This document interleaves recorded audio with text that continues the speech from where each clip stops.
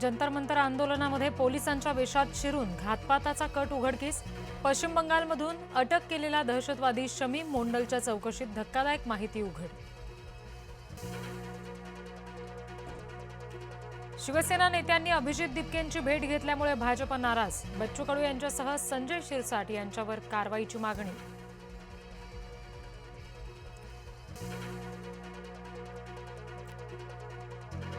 ग्रामविकास मंत्री जयकुमार गोरेंवर शिवराळ भाषेत टीका केल्याचे सोलापूरमध्ये तीव्र पडसाद. पंढरपूरमध्ये भाजप युवा मोर्चाचं आंदोलन. भाजप आमदारांचं सुद्धा राऊतांवर टीकास्त्र. ईव्हीएम विरोधात तरुणांनी देशव्यापी आंदोलन उभारावं. आमदार रोहित पवार यांचं युवकांना आवाहन. मतदान ईव्हीएम ऐवजी बॅलेट पेपरवर घेण्याची मागणी.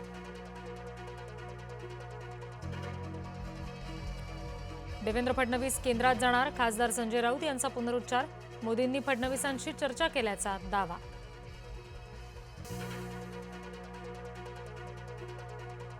उपमुख्यमंत्री एकनाथ शिंदे यांच्या क्लस्टर योजनेविरोधात गणेश नाईक आक्रमक. माझ्या नादाला लागू नका, जागा नीट ठेवू देणार नाही, नाईकांचा शिंदेंना इशारा.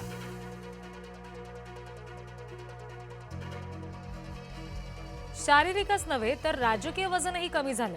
धनंजय मुंडे यांची मिश्किल टिप्पणी. येणारा काळ आपलाच म्हणून नियमित जिम. मुंडेंचं सूचक वक्तव्य.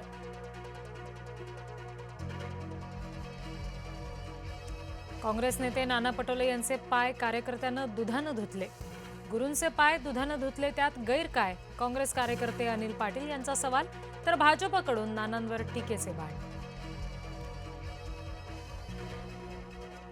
सीजेपी कोर कमिटीची संभाजीनगरमध्ये 5 ऑगस्टला बैठक. पुढची भूमिका ठरवली जाणार. टीईटी पेपर फुटी विरोधात आंदोलन उभारण्याची तयारी. राज ठाकरे करणार मुंबई गोवा महामार्गाची पाहणी. 9 ऑगस्टला रायगड दौरा. माणगाव पेण इथे पक्ष कार्यालयाचं उद्घाटन. खड्ड्यांमुळे 5 जणांचा बळी गेल्यानंतर नाशिक पालिकेला जाग. खड्डे बुजवण्यासह रस्त्यांच्या कामांना वेग. दादर परिसरामध्ये मॅनहोल तासभर उघडा. मुंबई महापालिकेचा कारभार पुन्हा चव्हाट्यावर. महापौरांच्या आदेशाला प्रशासनाकडून केराची टोपली. नांदेड शहराची पाणी चिंता मिटली. विष्णुपुरी प्रकल्पाच्या जलसाठ्यात मोठी वाढ. 2 दिवसात पाणीसाठा 38 वरून 92%. जळगावातील गिरणा धरणातून 14,000 क्युसेकनं विसर्ग. धरणाचे 6 दरवाजे प्रत्येकी 60 सेंटीमीटरनं उघडले. पंढरपुरातील चंद्रभागा नदीनं ओलांडली इशारा पातळी. भीमा नदीपात्रामध्ये विसर्ग. नदीकाठावरील झोपडपट्टीत शिरलं पाणी.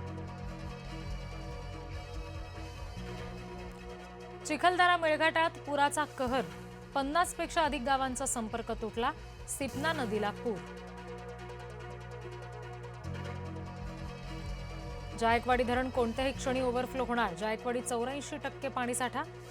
धरण भरल्यानं पाण्याची चिंता मिटली. राष्ट्रकुल स्पर्धेत भारताला एकाच दिवशी 7 सुवर्ण पदकं. 7ही सुवर्ण पदकं बॉक्सिंगमध्ये. 5 महिलांसह 2 पुरुषांना सोनेरी यश.